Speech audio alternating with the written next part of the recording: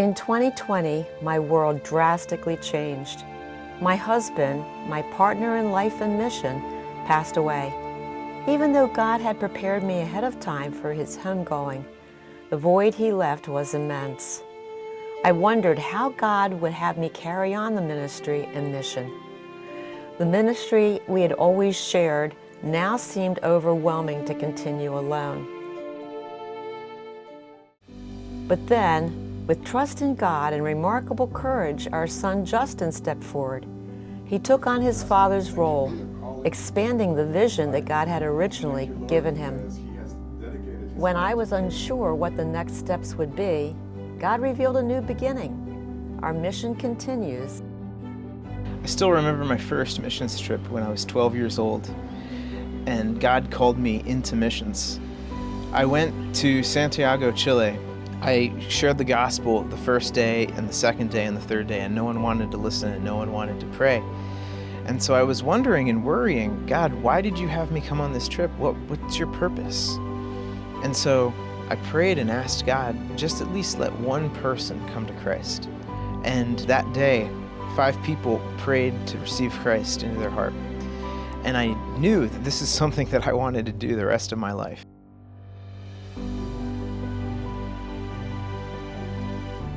In the middle of the week, I get this call, and my son goes, "Mom, this is awesome! All these people are coming to Christ. I love it." By the end of the conversation, God was already working in my heart and infusing me with his passion to reach the lost. The next year, we decided to go back to South America, to Chile, and we took 12 people. Our whole family went, and it was just awesome to be able to share the love of God with the people who are so hungry and eager to hear about Jesus Christ. So we use a simple tool called the 3 circles, and it's a simple gospel presentation of sharing what we call as Jesus' story. The first circle that we go to is the broken world, which represents our sin and fallenness. The second circle represents God's love for us. And then the third circle represents Jesus Christ and his saving sacrifice on the cross for us. I want to tell you a story about one of the people. There was a man that came to the church. He brought 12 addicts with him. They all prayed to receive Christ, and he wanted to come and see what we actually do during the day. So we went out, we went down a street, and we saw this school that had barbed wire all over it. And I said, "What is that? Is that the prison?" And he says, "No, that's the school, and I know the principal. I can get us in." So we went inside, and he told her of how he felt so clean that Christ had done something in his heart. And she said, "I want you to share this with our 8th grade class." So she took us in, we shared the gospel with 40 students, and many of them prayed to receive Christ. She said, "This is awesome. Can you come back tomorrow and share with the whole school body?" So we took the whole team, went back, and we did a presentation, a drama, and then shared the gospel with over 500 students. Many of them prayed to receive Christ too. God has been opening many doors and expanding the ministry in mighty ways.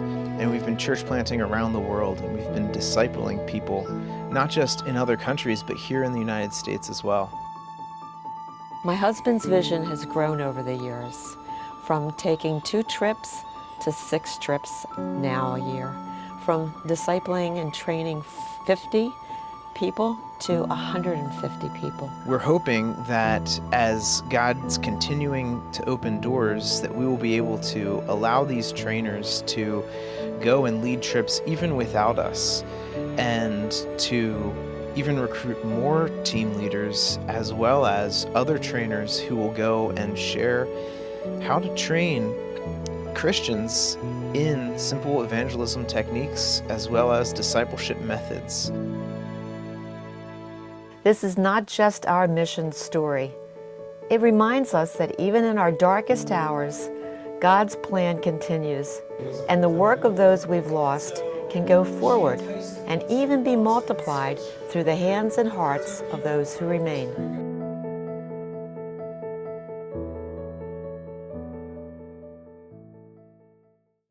We invite you to partner with us in this mission through prayer, and why don't you come and join us on a mission trip? Yes, please join us on one of the trips. And none of this would be possible without your financial donations either. As Jesus says in Luke 10:2, pray to the Lord of the harvest to raise up laborers. So we are praying for you. God bless you.